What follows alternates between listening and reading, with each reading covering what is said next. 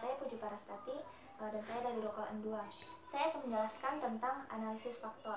Jadi analisis faktor ini merupakan sebuah teknik yang digunakan untuk mencari atau menemukan faktor-faktor yang dapat menjelaskan hubungan atau korelasi berbagai indikator-indikator independen yang telah diobservasi.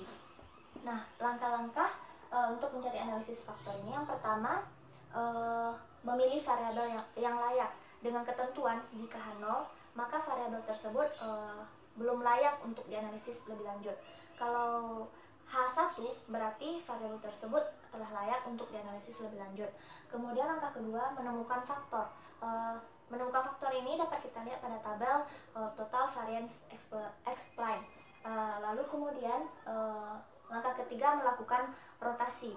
Nah, untuk penerapannya atau contoh soalnya dapat saya jelaskan melalui aplikasi SPSS. Ini merupakan contoh kasus dengan menggunakan SPSS, yaitu peningkatan pelayanan sebuah swalayan. Jadi, B1 sampai B10 merupakan butir atau variabel-variabel dominan yang dipersepsikan oleh konsumen. Variabel tersebut kemudian dibuat kuesioner dan disebarkan kepada 20 orang responden. Kemudian, datanya dapat kita copy.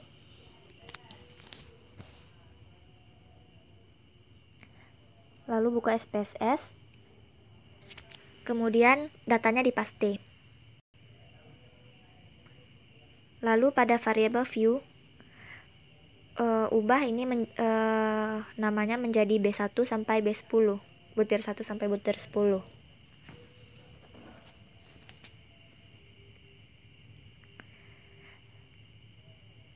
Nah, kemudian kita klik analyze, lalu pilih data reduction, lalu faktor. Kemudian semua variabel itu dipindahkan ke kotak variabel. Lalu klik deskriptif, lalu centang koefisien, KMO, dan anti-image. Kemudian continue. Lalu OK, dan hasilnya akan keluar. Ini merupakan hasil dari analisis faktor yang pertama. Yang pertama adalah tabel KMO and Bartlett's test dengan ketentuan KMO besar dari 0,5 dan signifikasinya kecil dari 0,05, maka analisis tersebut dapat dilanjutkan. Pada tabel ini KMO-nya sebesar 0,629 dan itu besar dari 0,5 dan signifikasinya sebesar 0,00 dan itu lebih kecil dari 0,05, maka analisis dapat dilanjutkan. Kemudian ada tabel korelasi anti-image. Nah, pada tabel ini tampak bilangan-bilangan membentuk diagonal dari sisi kiri atas ke kanan bawah yang berlabel A di belakangnya. Bilangan tersebut merupakan koefisien MSA. Variabel dengan angka MSA terkecil merupakan variabel yang harus dieliminasi. Untuk selanjutnya dilakukan analisis KMO memenuhi syarat. Koefisien MSA untuk masing-masing variabel harus besar dari 0,5. Ternyata MSA untuk B2 besarnya hanya 0,43 dan itu lebih kecil dari 0,5. Oleh karena itu, B2 harus dieliminasi dan dilakukan analisis ulang. Kemudian cara untuk melakukan eliminasi variabel yang tidak layak untuk dianalisis. Pertama-tama kita kembali dulu ke kolom faktor yang tadi. Kemudian kita klik reset, lalu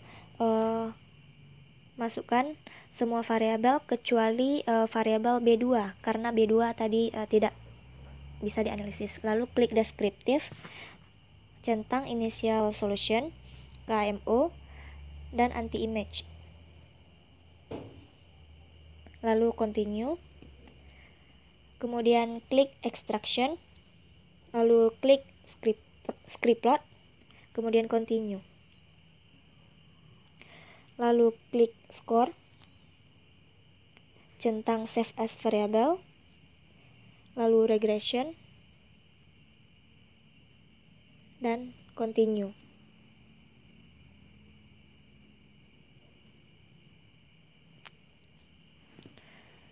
Kemudian OK. Nah, ini akan keluar hasil dari eliminasi setelah kita melakukan eliminasi tadi. Nah, yang pertama adalah tabel KMO and Bartlett's test dan anti-image matrix. Hasil analisis ulang menunjukkan bahwa koefisien KMO mengalami peningkatan dari yang sebelumnya 0,629 menjadi 0,659 dengan signifikasi 0,00. Selanjutnya, koefisien MSA untuk masing-masing variabel semuanya sudah melebihi 0,5 dan analisis sudah bisa untuk dilanjutkan. Kemudian untuk menentukan faktor dapat dilihat pada tabel total variance explain. Pada tabel tersebut tampak bahwa eigenvalues berubah dari harga 3,080 terus berangsur-angsur menurun. Jika harga eigenvalues masih lebih dari 1, maka faktor yang dibentuk belum optimal. Perubahan nilai eigenvalues lebih dari 1 menjadi kurang dari 1 terjadi pada peralihan banyak faktor. Nah, kemudian ada tabel komponen matriks. Tabel ini menunjukkan bahwa B1 sebaiknya masuk ke faktor 3 karena koefisien korelasinya yang terbesar itu 0,723. B3 masuk ke faktor 1 karena koefisien terbesarnya sebesar 0,942.